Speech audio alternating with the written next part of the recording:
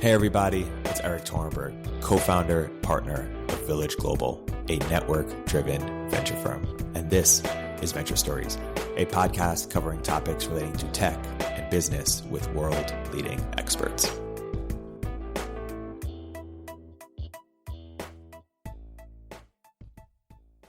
As everyone knows, this is a Village Global Masterclass, our first actually. So okay. We're starting with a very high bar to bring together a set of founders and leaders in our portfolio with some of the Valley's best execs and operators to have an intimate discussion about how to build amazing companies. Let's start, John, with a phrase that I most associate with you, which is servant leadership. And I'd love if you could describe your philosophy on servant leadership and especially try to contextualize it for much smaller organizations.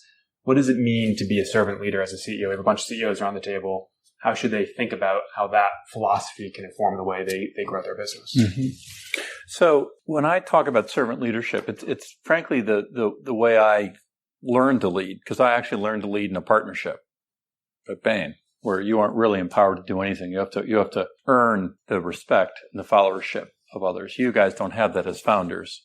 But I do think you'll find that many of the best leaders exhibit the principles of servant leadership. And I just say, it's how do I serve the purpose of the organization, serve the customers, serve the employees, serve the communities in which we operate.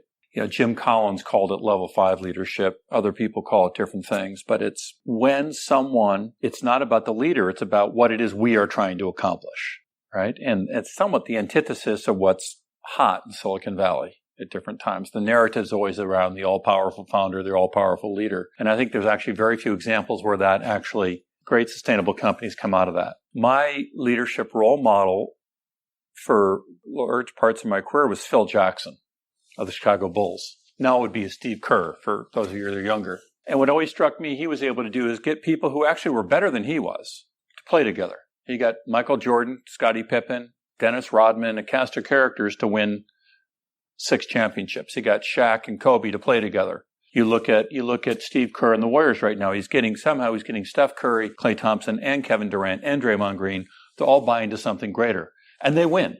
I view it with how do you build high-performance teams of top talent to win, and servant leadership is part of it. The one final thing I'll say, think of your own career.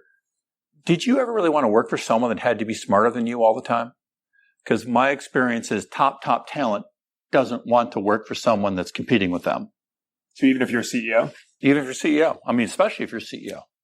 So how does that play out? Give us maybe a concrete example, ServiceNow or eBay, where you assembled, I don't want to use the phrase team of rivals because it's not in that sense, but it's a bunch of really smart, high-performance people who all think they're A-plus players.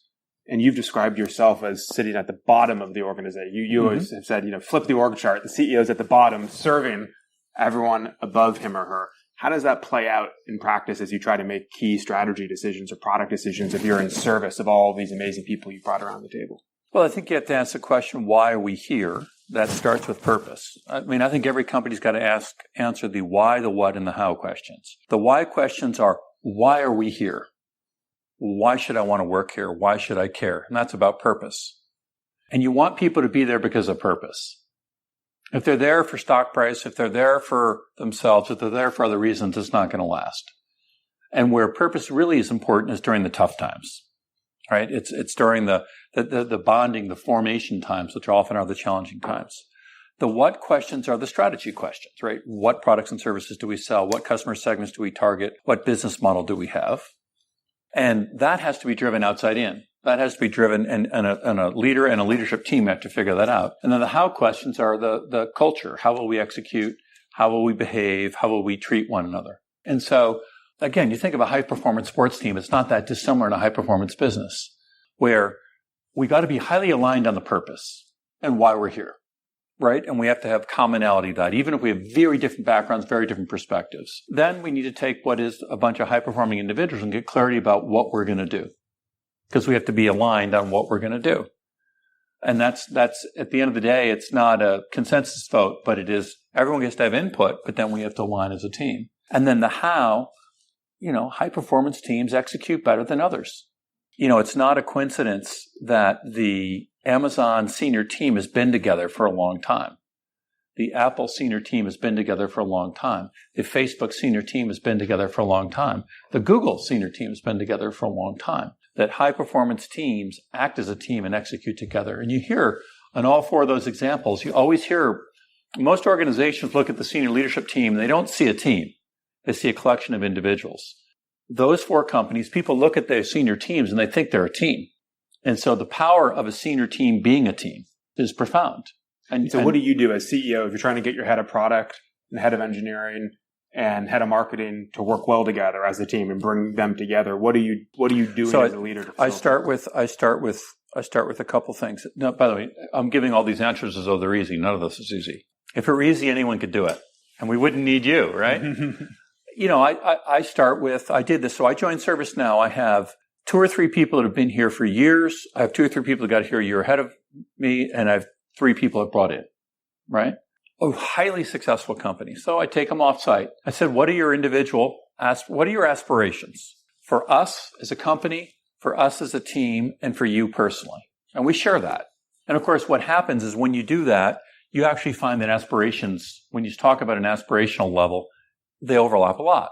People start realizing, wait, we're more similar than we are dissimilar. Then we get clarity. What do we need to accomplish to be successful? Right? Again, this is the why, the what, and the how. What do we need to accomplish? And we get agreement on what we need to accomplish. And it's shared agreement over our priorities. If you were to see up in my office, I've written priorities by person and for the company on one sheet of paper. And I said, do we agree that these are the priorities? And so everyone sees their own personal priorities and then their own collective priorities. And we can change those over time, but we're going to change them transparently. And then how? In our case, so many of those priorities are cross-functional priorities. So no one person can accomplish their goals alone. And so what my team did is they formed a social contract with one another because they realized we have to execute together. And if you were to go up to my office space, the social contract's on the wall, and it's such things like we will operate east-west, which means they're not going to come to me for every decision. They're agreed that on many of these decisions, they're going to reach out to each other first, try to work them through and involve me where they need to. We're going to debate like we're right, listen like we're wrong, debate, decide, and commit once we've decided. And so that team, and I let them write them. In fact, encourage them, force them to write them. And then, the longer I've gone on in my career, the less tolerant I am of high-performing people that don't operate as a team. Do you think, going back to the eBay days, you said when you took over at eBay and began the turnaround, you had to replace 80 of the top 100 leaders of the company. Mm-hmm. What did those leaders lack? What were you looking for in that moment? And was it this teamwork orientation or something else? Just raw confidence? I think there's the right person at the right time in the right role. And that varies over time. It gets a little bit of your scaling question. So the situation at eBay, the dilemma was most of the people there had experienced white-hot success in that company. And when you've had white-hot success in a company and the world begins to change and that success is less, you secretly hope the past is coming back. It's human nature. I would experience people saying, hey, you should be so proud, John, we've changed 10% since last year. We're 10% better than we were last year, 15% better than we were last year. And then I'd have someone from the outside come in and say, guess what? We're 30% behind, but we closed half the gap. So if it's comparison against history, change feels really hard. If it's comparison versus customers, competitors, the outside world, that's the dimension you have. And so many of these people at eBay were well-intentioned, talented people, but because they had experienced success doing one thing, the world changed relatively rapidly. The change was too much. Ironically, several of them went to Google and other places that were beginning to go through their change process, and they led change there because they had a fresh outside-in perspective. So I think you need a balance. You need a balance of people who have the history, have the knowledge, but also then a balance of people, especially when the world's changing so fast, that have that kind of outside-in freshness. So I want to come back to the why, what, how framework in a second, but since we're on the eBay topic, one of the things that all of us as founders and early stage CEOs have to deal with is moments of peril and pivots and having to confront some very uncomfortable realities sometimes. simultaneously, we're projecting out to our investors and our customers and our employees that everything's great and we're crushing it and all that kind of stuff. And managing the psychology of that is really difficult. You've described some days at eBay where you said the most important thing you could do is confront reality and label it accurately to create a shared understanding of what actually is happening. And then from there, implementing strategies to improve it. What advice do you have for us on how to confront reality and call it what it is, while also projecting hope as a leader and keeping the troops fired up that they can actually turn the corner? Mm-hmm. I have learned and feel over time one of the most important things I can do is to take care of myself. And on dealing with adversity, it starts with me. And here's a lesson I've had to learn. Just think for a minute of a point in your career that in hindsight you are most proud of, you feel proud of, and a point where you grew the most as a leader, as an entrepreneur, as a person. Just think about a period in your career. And now think about a period in your personal lives where you grew the most as a human being, that you're most proud of in hindsight. For how many of you was that when things were going really, really well in your professional or personal life? For how many of you was that a period of adversity? Yeah, me too. Here's what I've had to figure out. I spent my life saying I want to avoid adversity. I want things to be good. And yet in hindsight, the moments I'm most proud of are the moments of adversity. And so adversity never feels fun. Right? I can't tell you I want adversity. I don't seek adversity, but I'm no longer scared of adversity. And I know adversity is a reality of business and it's a reality of life. And so when adversity emerges, instead of trying to run from it, hide from it, wish it weren't there, which you all secretly all wish it wasn't there, I now accept that it is a reality. And I say, well, at least I'm going to learn and grow. And I think it starts with the leader having the objectivity to say, we're confronting adversity now. This is working or this isn't working. The external environment's changed. In your personal life, it can be your health or something else. And it's your own psychology of being able to recognize it, not panicking, understanding that great businesses come through ebbs and flows. All the companies I've just talked about have had their ups and downs. And think about Amazon. They've been hero, zero, hero, zero, hero, zero. That's partly what gives them their resilience, actually, and their execution ability. So I think confronting adversity, it's never more important for a leader to be grounded. Because if you're scared, or if you're trying to spin something, everyone's going to see it, right? Because they're scared. Then, confronting reality, at eBay, I had to confront reality because if you don't label the reality, everyone sees the world differently. So, for instance, at eBay, I said, in 2008, we are in a turnaround. Now, everyone knew it was true, but no one wanted to use that word. And our customers hated it, our employees hated it, investors hated it, the media loved it. Everyone knew it was true. And by labeling it, then all of a sudden the focus could be, all right, now what are we going to do about it? There's no longer denial about what's really going on. It's a reality. So once I put it out there and we got through that shock and that period of the first 3-4 months where it was like, okay, he's probably right. All right, now we're at least confronting reality. So what are we going to do about it? And it's sort of like it begins to create a cycle. Then the focus is on, okay, what are we going to do about it? So I think there's a way of doing it that doesn't make you lose hope. How do you balance the positivity? Because you're labeling reality, it's a turnaround, or for all of us, we're almost out of money, or our one customer just canceled the contract and we're not sure if we're going to make it, or the term sheet we were about to sign, was pulled. And, you got a team of 20, 30 employees as a CEO. Is it full transparency all the time? And you're labeling reality of we're almost out of cash, we're screwed. Yeah, you have to. And you're balancing it, right? And you have to use your own judgment. Yeah. But you've got to paint a picture. In eBay, it was, if we don't change our value proposition and change our pricing, our policies, change almost everything, we're going to let down our community of users and we're going to not be reach our aspirations and our purpose. And so we have to embrace this change. There's going to be a period of uncertainty, but the possibility of what we can create is worth it. And some people were up for that fight and that transition, and some people weren't. But it was very matter of fact, I communicated, I'm all in on this. And in usual, my experience in organizations is around almost any given issue that involves change. You got roughly 20-25% of the people that want to be part of the change. You got, no matter what the topic is, 25-30% of the people that want to fight it, want to be naysayers, want to undermine it, want to do whatever. And you got the 50% of the people in the middle saying which side's going to win. And I spent way too much time in my career trying to win everybody over. And then I'd overinvest in the naysayers, or I'd overinvest in the skeptics, thinking, I can turn them around. What I've learned now is I don't. I focus on the 25% of the people I need to get on board, because then the 50 will follow that 25. And by the way, the naysayers will be naysayers no matter what you do. You may say, turn left, and they're going to be saying, he should be saying turn right. You say, turn right. No, he should be saying turn left.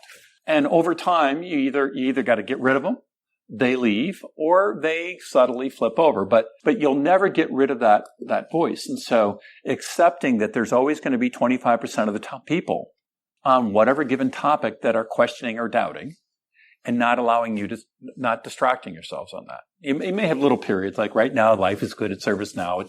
That's a pretty quiet voice. But the minute anything gets choppy, those voices come out. And it's part of our job to lead through it. I spend more time, who are the culture carriers? Who are the leaders I need to have winning over? Who wants to be part of the future? Fantastic. Let's go to a few of the topics that folks raise now, and we can open up. So if people want to jump in or add 2 cents, feel free. Maybe, Nancy, your topic, and not just because you're right next to John, but I think it's a good topic, which is hiring. Do you want to say again sort of what's top of mind for you, and then John can riff? Yeah, when do you hire for someone that you want to train into the role, or when do you hire for someone who's already has that experience? Yeah, so this is probably the single topic I spend the most time with founders on, including some of the most successful founders in Silicon Valley, because the more successful you are, the more you're going to grow. And your job is to say, how do I put together the team that's preparing us for the next stage and the next stage and the next stage? And the faster you're growing, the more that's changing. And so if you're in a successful startup, the reality is you may have to upgrade or replace 20% of your team every year. And that's never going to stop. And that's brutally hard when this is the team that's gotten us to where we are, and this person's been such an important culture carrier, and yet we're scaling beyond his or her capabilities. I can sort of see it. And I think there's certain roles you can hire ahead of the curve on, and there are other roles it's hard to. So you can hire ahead of the curve with the CFO. That's almost always a good idea. You can hire ahead of the curve with the lawyer. That's almost always a good idea, because they've seen the movie you're going to, and it's a place where you can bring maturity into your organization. You can hire a little bit ahead of the curve on a CHRO. I think that's one of the most important. Now, you hire too far ahead of the curve, culturally they miss. Someone that's been a CHRO of a 10,000 person organization is not going to be a good one for a 100 person organization, right? I think some of the functional roles you can hire a little bit ahead of the curve on, and you should. Engineering, there are people that are great in engineering, running an engineering organization of 50 people or less. They're great at 500 people or less. They're great at 5,000 or less. They tend to be different people. You can't hire too ahead of the curve, but you just got to be constantly watching. I think the same as product development, the same with marketing, the same with design. And so as a balance, you got to think about it as a portfolio. And the hardest things are saying the person you feel really, really loyal to, really appreciative of everything they've done, just knowing that you've got to hire, you've got to upgrade certain roles. I can't think of any time in my career where I've said I moved too fast on this person. And do you ever invest in those people? Sure, I invest in all people, but I'm really clear-eyed about where I think they can grow and where I'm willing to take a chance on them growing and where they can't. It's a skill to develop, learning how to ask someone to lead. And I have fired so many people in my career. And when I say fired, remember, I grew up at Bain. For every 10 people we hired, we managed half out within 2 years. We managed 75% out within 5. And yet, people that managed out, there's an incredibly loyal alumni base. And remember, most of these people didn't opt out. Most of these people, we told them, you aren't going to the next level here. So I learned there. And you can't be afraid of that conversation. So I'm going to have this conversation with you. If I have to, when I was going to tell, even to this day, when I'm going to fire someone or the fire. I'm going to ask them to leave. I will role play the conversation with my CHRO. But typically the conversation is something like this. And my goal is to be clear on the part I have to play and then to not have it drain my emotional energy, because it will. So, Ben, I want you to know I've made a decision to make a change. And Wow. I've made this decision. It's not about what you've done to date. It's about my belief on what I need, what we need. And so I'm going to make this change. Now, I'm not going to give you the chance to talk because in a minute, you're going to go talk to the CHRO about this. But what I'm going to offer you is I'm going to treat you very well on the way out. I'm going to help be a reference for you. And I'm going to be hopefully a lifelong supporter of yours. And I'm not going to change my mind on this decision. I don't think it makes any sense for us to spend lots of time about the history because it's not about the past. I love you to death, but I've got to do what's right for the organization, at least what I think is right for the organization. You may agree or disagree, but in this case, I've made a decision. Now, you're going to talk to Mary, our CHRO here in a minute. She's going to talk about how we're going to handle your financial arrangements, communications. We're going to do this with dignity. And I want to talk to you again in a couple of days once you've had a chance to internalize this. So what I've done is saying, I love you to death. It's not about you. I don't want to get in debate about history, about whether, because I've made the decision. I'm going to let you process the grief and emotion with someone else, not with me, because I can't afford the emotional energy and the emotional drain. And I'm going to treat you well. Now, and if you check my reputation in Silicon Valley, there are an awful lot of people that I still do references for that I've had to leave. I've had that conversation with. Well, the phrase I liked the most in that role play was, it's not about what you've done to date. It's about what you might be able to do going forward. Yeah. Because then you avoid let's relitigate the project from a year ago. It's not. And there are many, many people who've been extraordinarily successful, alumni of eBay, PayPal, Bain, that I've had that conversation with and gone on to do great things. Louis, how does that Often people are relieved. The people that know they aren't performing, their egos hurt and they got to go through the grief process, but they're sort of relieved. Yeah, I'm curious at what point you make that decision to stop trying to improve them to fit the role they're in or they need to be, and then decide to let them go. Because obviously you'll often see situations where people aren't performing as well as you want, and you can just fix it by training them or anything like that. I'm curious at what point you decide to stop doing that. It goes back to what we were talking a minute ago. I view it as a portfolio. I have a team. And so I can afford on my team at any given time investing in a few people on the hope they'll grow. And yet, if I'm doing that in everyone, that tells me that something's wrong. So I sort of have the mindset of I'm upgrading 20% of my team every year. And so and I have a little bit of a sense of who I think will top out when. I'm trying to invest as hard as I can in all of them so that doesn't happen. But I'm also confronting my reality of, wait a minute, where can I upgrade? And I don't mean upgrade in a judgmental sense, because my job, if I don't do it, I'm holding the team back. So I think of myself as, again, I'll use a sports analogy. I'm the sports coach. I got to pick who the starters are. I got to choose who plays. And at some point, you got to put the best players on the field. Now, you can't swap everyone out all at once. You have chaos. And it's not that I'm committed to investing in everyone along the way, but there's just at some point, it's my job to get the best players on the team on the playing field. So I'm pushing myself. Who are the couple people I'm going to upgrade this year? And I wouldn't use the word upgrade in front of them, but where are the places where I'm going to make a move to stay ahead of the game? So upgrading them means replacing them with someone else. Yeah. Yeah, Sean. When you ask somebody to leave, how much time do you tend to give them in that transition, especially if you want to give them a dignified exit?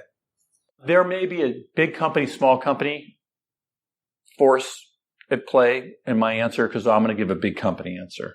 Typically, I try to make it so they have a chance to have the decision communicated as theirs. This is someone who's not being fired for cause or is not and so typically what the typical cycle is, I want you to think about this for a few days. I want to talk to you again.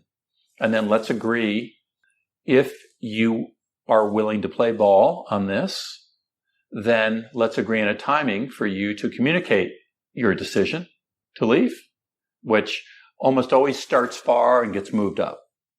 They move it up. And so the psychology is if they feel like they don't have to announce it, the fear is humiliation usually.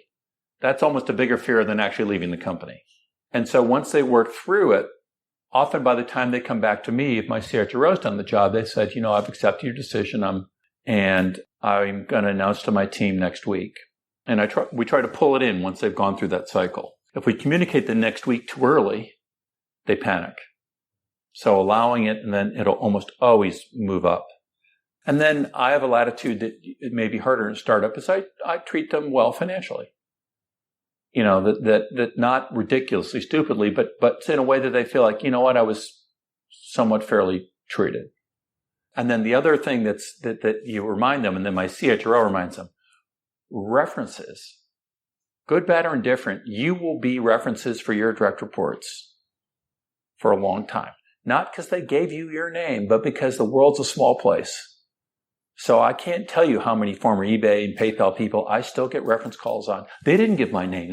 Many do, but even the ones that don't, right? When you hire someone, you try to find references and they give you some names, but you try to find, this person worked for this person who did. And so you just remind them, I want to be a good reference. I'm also a freak about every person's accountable to develop their own capabilities. I role model developing my own capabilities. I invest in myself a lot. I want to be world class at what I do. You don't get to be world class. It's not a born trait. You have to invest in yourself. World class athletes invest in themselves. World class athletes understand their strengths and understand their weaknesses. World class athletes consume coaching as a sign of strength, not as a sign of vulnerability and weakness. So I talk about this. I did this with my global leadership team. And I said, first of all, I walked into this organization. I'm a 3-time CEO of blah, blah, blah. The board had never done a review for the CEO. I said, I want you guys to do a review for me, but I want you to interview all of my direct reports and do a 360 to my direct reports. I want you to tell them where you think I can get better. And I want the board to sit down with me and give me a review. I then, with all my direct reports, asked them to write a self-assessment to me, 1-pager, 2-pager. What do you think went well last year? What could have gone better? I collected upward feedback on all of them. What do you think this person can, 3 things they should start, 3 things should stop, 3 things should continue. And then I had a performance conversation with each of them where we agreed, here's what went well, here's what could have gone well, but most importantly, here are your developmental priorities. Do we agree that you want to grow and develop in these 3 things? And I'm holding you accountable to develop yourself. It's not my job because no one will care about your career as much as you do. I will support you in that because my experience is the number one characteristic of top performing people is they continuously learn and grow. Well, and John, that's why all of the CEOs here have taken time out of their busy days, traveled the distance to come to learn from you, and why we're all grateful. The nugget that I take from that is the value of sharing with our teams when we get back to the office about the learning and the investment in self that we've done in the middle of the week to learn from John to model the self-improvement behavior. Think about how powerful it is. You guys are the founders. You are the god and goddesses of your companies, right? You can do no wrong through the eyes of many of your employees. For you to say, you know what, I'm working so hard to make sure I'm investing in myself to stay ahead of the curve. Here's what I'm doing. By the way, I expect all of you to be doing the same in your own respective ways. Because then by the time you make a move on someone, they've had a chance to invest in themselves. You've tried to invest in them, but it's not like it's too late. So I make that a condition. And I'll say it in a company-wide all hands. I've said it many times. We have 7,000 people here. We used to do it with 40,000 in eBay. No one cares about your career more than you. I'm not responsible for your career. You are responsible for your career. I can help support you. So that sort of mindset, I think, and that's the mindset of a winner too. Let's shift. And I want to pick up on Kasser and Sean's themes around enterprise brands. Can you guys each sort of restate your sort of question or topic of mind, and we can talk a little bit about the ServiceNow industry and enterprise? Yeah, I think you've touched on some of these things, but recruiting for a non-consumer brand, I think it's different when you're ServiceNow than a really small company, but I think you should share similar issues. How do you think about design and branding as an enterprise software company? And not especially sexy company relative to other. At least one is the historical tint that design doesn't matter, brand doesn't matter. You're doing enterprise sales, none of this matters. Yeah. But ServiceNow has recently done a whole lot of branding efforts. I'm curious on rationale. So one is, first of all, I'm very cautious of labels. I was a consultant for the first 20 years of my career and somehow overcame the genetic flaw of being a consultant to become a CEO of a consumer company, and now I'm an enterprise guy. I'm the same person. So the labels are a little overdone and I just keep that in mind because we're never as good or as bad as labels make us out to be. I had to learn at eBay. I was in a consumer company, but couldn't compete against Facebook, couldn't compete against Google at the time, couldn't compete.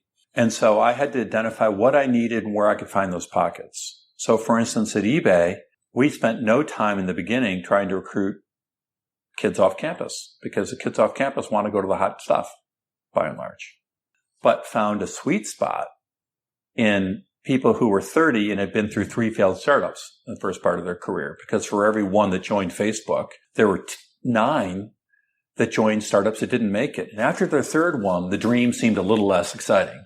And they were looking for a place that had purpose, that was going to last and endure, where they could learn and grow and build their careers. And in that case, in some cases, they also were learning, they were at stages of their life where they had started a family, where their aspirations were a little bit different. So we got some people that were rock stars when they were 22, but where life didn't work out perfectly in the first 8 years of their career. And so at 30, they thought it was awesome to be joining a stable company called eBay, where they had a chance to have a real impact, to be around high quality people that had a commitment in them and that they could count on.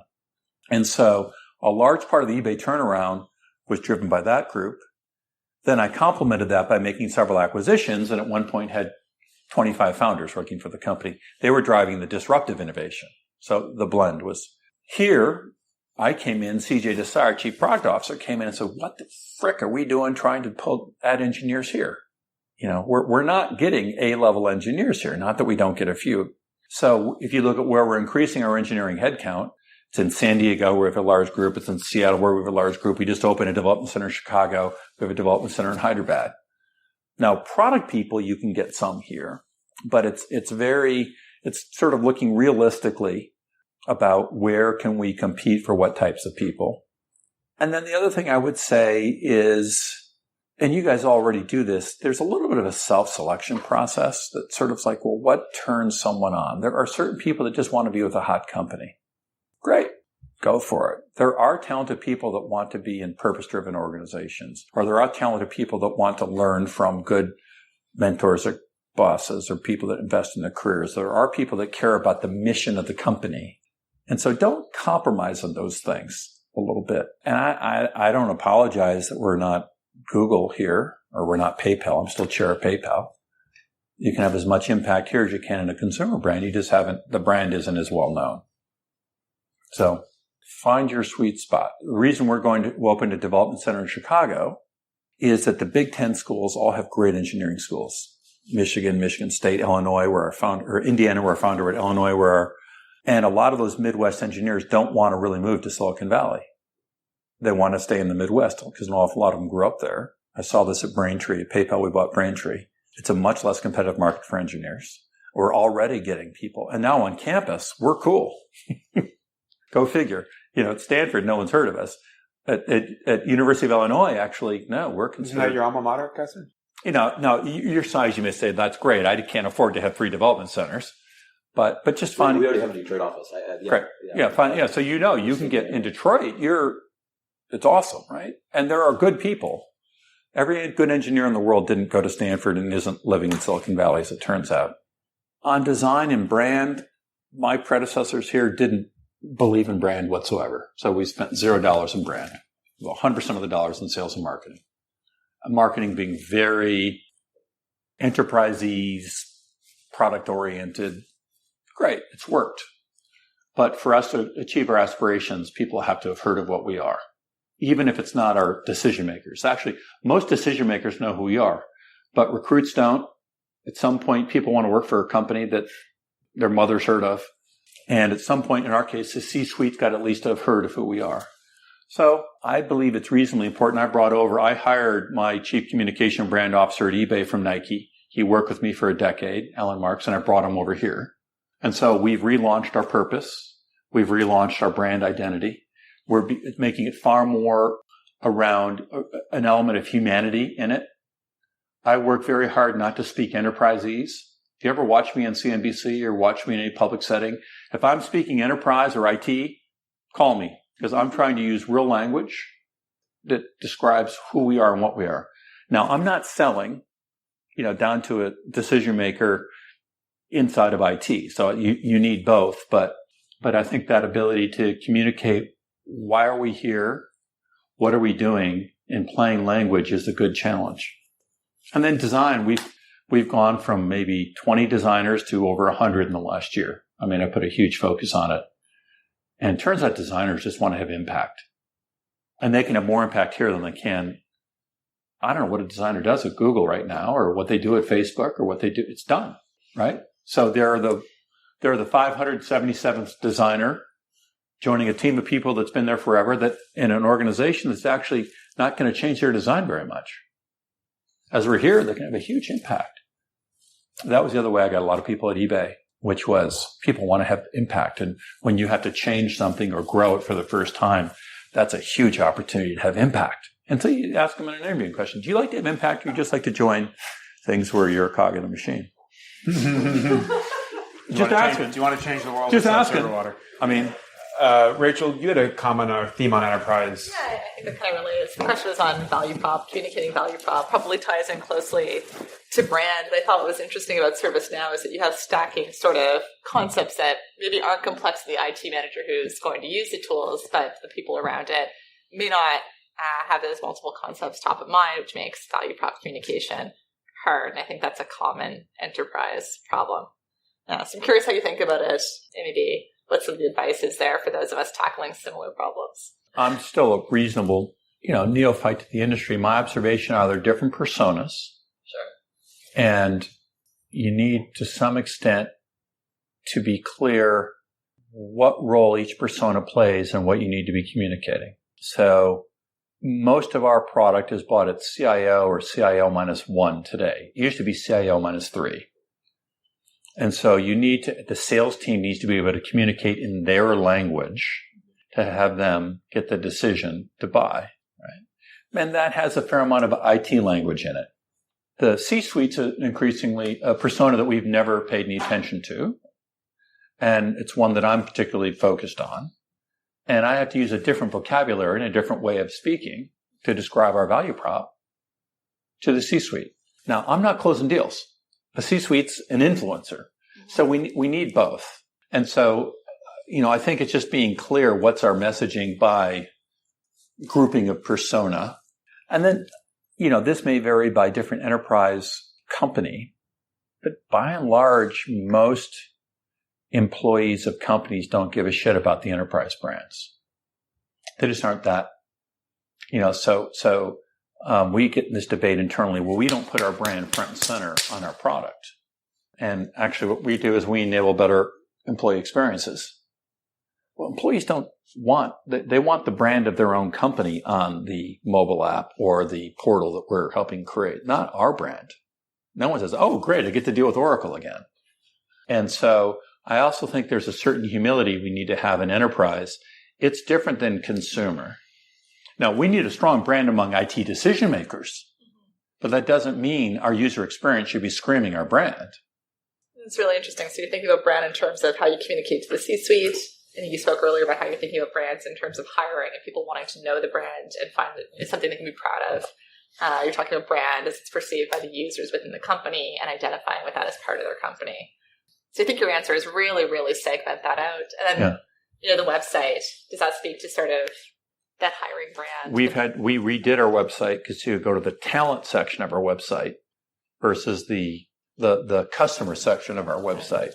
You'll see it's got to be common enough. There's got to be a common architecture, but we're not talking about orchestration and, a bunch of ITEs in the talent section of the website. So yeah, I think you have to adapt it to different constituencies. Let's shift topics if we can. John, when you mentioned at eBay, you bought lots of companies. In fact, we once met. I think you were doing the Braintree acquisition. You just got off a call doing that deal. You've done BD deals with countless numbers of companies. For all the startups here today, when they're thinking about doing a deal with a big company like ServiceNow or being acquired by a ServiceNow or an eBay, how do you think about that? And what advice would you give to founders when they get calls from big cos who are curious to learn more? Maybe there's an acquisition. Maybe it's just for intelligence. Maybe there's a partnership opportunity. What do you see founders screw up most often when interfacing with big company execs? Say, what do I see people screw up? That doesn't provoke a ton specific. I would say in general, for every 10 hours of BD conversations, 8 of them are a waste. And I've made that mistake over and over and over. And that's true with the big companies as a small company, because people can talk and meet forever. Very, very, very, very few BD conversations produce a whole lot. Alliances, deals, they're compelling conceptually. They're really hard to do. So my advice there is to be triage honestly and quickly. Does this really have potential? Is there a real win-win here? If both sides can't recognize the win-win relatively quickly, move on to the next one, because it probably won't happen. Hope is not a strategy. But that's as big true for the big company. I wish someone would want to, I wish right now, best friends, I wish we would be doing more together. They view us as partly competitive. So that ain't going to happen. I can wish it all I want. Doesn't mean we're competing, but it does mean that. So I would just be thoughtful and use your boards, use your investors, force people to make you talk through. So what did they say? What did you say? And be careful about over-investing, which is not to say you won't have a few that are really valuable, but spend more time on a few things. Then in M&A, you guys have the choice to choose by and large in most cases, you and your investors. And I can tell you on the other side of the equation, when I was at eBay and what I do here, what I look for is I look for a founder that wants to achieve their dream at scale. So whether it was Bill Reedy at Braintree, or whether it was Jack Abraham at Milo, or whether it was when a founder is saying, well, trying to sell the company or open to selling the company, and I get a sense they want to monetize and move on to the next thing, that's fine. I just don't pay any attention. That'll be some bidding situation. And when someone says they can articulate the synergies better than I can, they can say, man, Bill Reedy really cared about payments. Was the CEO of Braintree. And he just said, we can do so much more at scale with PayPal than we can on our own. And then he had to get confident that we were going to leverage his platform, leverage his skills. That made that acquisition a lot easier. Now Bill's the chief operating officer of PayPal. Gary Marino of Bill Me Later was the same thing. Jack Abraham stayed for a couple, for 4 years. And I usually ask for a 4-year commitment to say. And so you just got to decide. You may be in a situation where your investors are telling you got to sell. This offer's too good. And you're moving on to the next thing. That's your choice. That's fine. As a buyer, I'm always suspicious of those things. It better be a technology I can tuck in quickly and I don't need the people. On the other hand, many of you, odds are you're not going to build the scale. You're going to fit in somewhere, right? But you may build a really valuable insight that is part of another ecosystem will scale. Your insight about how to do same-day delivery will scale. And so focus on building it, and then a potential acquirer. And I'm just picking on you, or almost any e-commerce business here. There's been no new e-commerce businesses in the last decade, basically, that have gotten scale, have gotten escape velocity. So you then say, well, is there a place where I can achieve my ambition at even a greater scale and leverage my insight, my dream? And those are the ones I'd pay more attention to. But you get the choice. I mean, that's a great thing about being a founder. Use your board on M&A and use a board member on deals, on M&A. If you've got a good, trusted board member, they can help save you time too and absorb some of the emotional energy, some of the emotional ups and downs. They will feel less of the emotional ups and downs. So part of the job of a leader is how do I not have my emotional energy consumed by things that don't help me be successful, whether it's asking someone to leave, whether it's an M&A combination. And so I try to find sources of help on those issues, both internally and externally. I never negotiated. I'm a terrible negotiator. So my CFO Bob Swan did all the negotiation. He loved the back and the forth, that's a waste of my emotional energy. I did the trust thing, right? And then he negotiated the price. You coach a bunch of founders over the growth of their companies. What's the counterintuitive piece of advice you find yourself giving kind of consistently as you've seen these companies grow? I mean, it's a derivative of what we were talking about with Nancy's first question. You are being forced to grow. The thing about being in the number one role, and the thing particularly about being a founder, is you're in the frying pan every moment. And you're being forced to grow and scale and learn. And the pattern sets and things you are privy to, whether it's a board meeting, whether it's dealing with other founders, whether it's dealing with the situation, you get to see all parts of the business. And so your growth curve is like this. Often the growth curve of your direct reports with people beneath you will never be as high because they're not in that role. And so accepting that, because at some point you're developing faster than your people. And that's a hard thing, especially when you've had a team that's helped you get to where you are today. And it's in that math that says, will they really be able to scale and grow?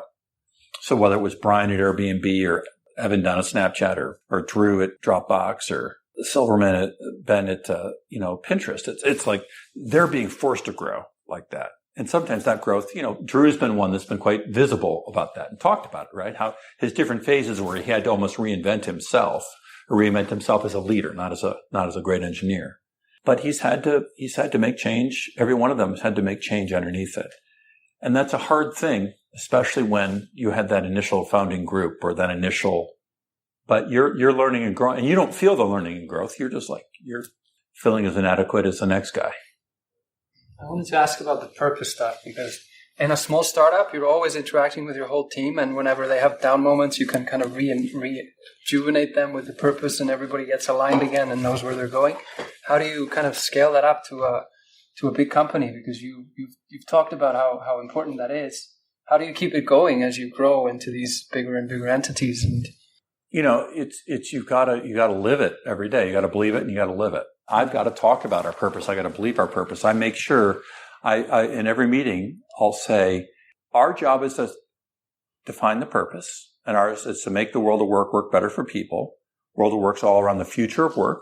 I believe technology is going to change the future of work more in the next 5 years than in the last 30. Right?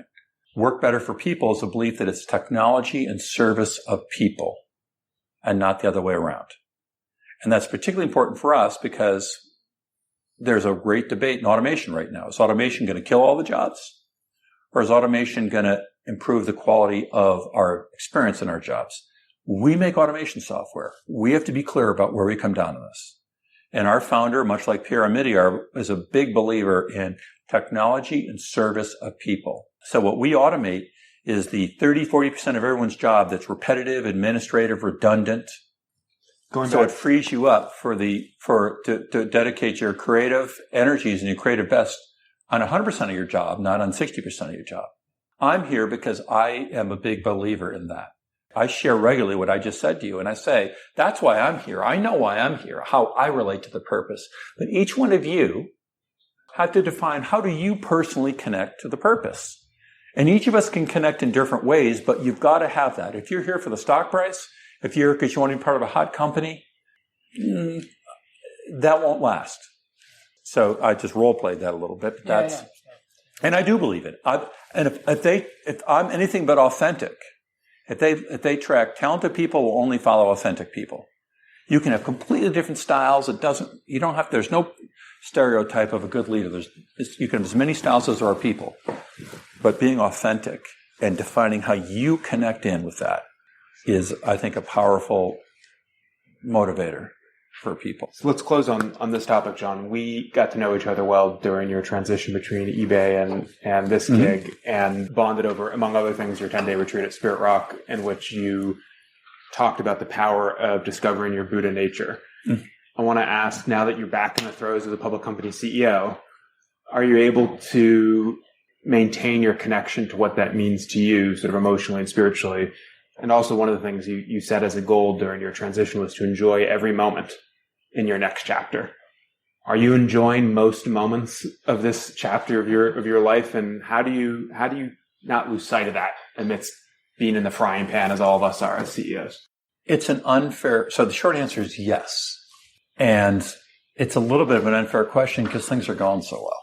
So you don't really know till things are not going well, right? And this first year, I feel enormously grateful to have joined this organization, of having had the opportunity to help shape it at this stage of my life. I do gratitude practice driving into work every morning. What I learned out of this Buddhist stuff is that your brain becomes more negative over time. It's proven in brain sciences. They say your brain retains bad things and forgets good things. Think about if you step in the parking lot and almost get hit by a car, your brain says, don't ever do that again. Where if there's a beautiful sunset when you go out, nice sunset, but tomorrow your brain won't remember it. So over time, the Darwinian impact is your brain becomes more. What's also been proven in brain science is you can counteract that. You can actually make yourself have a more positive attitude. You can make yourself have your brain be happier. You can be more appreciative. And that's what meditation is. And my current form of that is just doing gratitude practice. What am I grateful for? What happened yesterday that I'm thinking, boy, I really appreciate that. And often it's the little things. It can be a conversation that I didn't appreciate at the moment, but in reflecting, I really enjoyed that. So I'm trying to do that kind of practice and enjoy and accept that adversity happens. My mother died in the middle of this. My sister got breast cancer. You have all sorts of different things. Kids go through their ups and downs, but that is trying to be present in the moment, is the number one goal. And I also relate it to high performance now, too. I'm a big fan of my current image is Steph Curry. Steph Curry plays with joy, right? Steph Curry plays with the same joy if he's 1 for 10 as he does 10 for 10. He just looks like he loves being on the court. I feel like I spent my career playing more like LeBron or Kobe Bryant.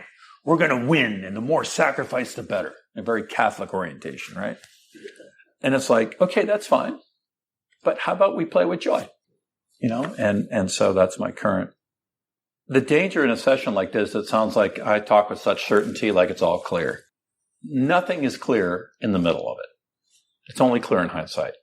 So I'm trying to share this today in a turbocharged setting. But the more I know, the more I realize I don't know.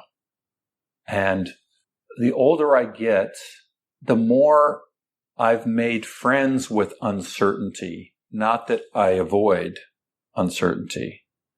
Uncertainty is as present to me today as it was before. I'm a little more comfortable with it now. It's a cathartic experience to be a leader. It's a particularly cathartic experience to be a founder. And we feel like the image of leaders and the image of founders, you have to have all the answers. I've never felt like I've had all the answers. And at least I can be friends with that now, right? And accept that this is a journey. All those colloquialisms, life's a journey, not a destination. It's true. And if I have done one thing reasonably well in my career, it's I reached out to others to get help. I've reached out to friends. I've reached out to coaches. I've reached out to therapists. I've had a personal board of directors at 2 or 3 different times in my career. YPO was a starting point of that for me at one point. And my experience is if you are struggling with someone and you call someone up and say, can I come pick your brain for half an hour on something, and you genuinely share what it is you're grappling with, people will help and they'll love it, no matter how busy they are. Well, and John, you've modeled that example with us today by sharing your time and insights so generously. On behalf of Ross and Eric and Ann and all the partners at Village Global and all the founders and network leaders of the firm, thank you for this wisdom. Made a huge impact. Great. Good, guys. Well, thank you for coming.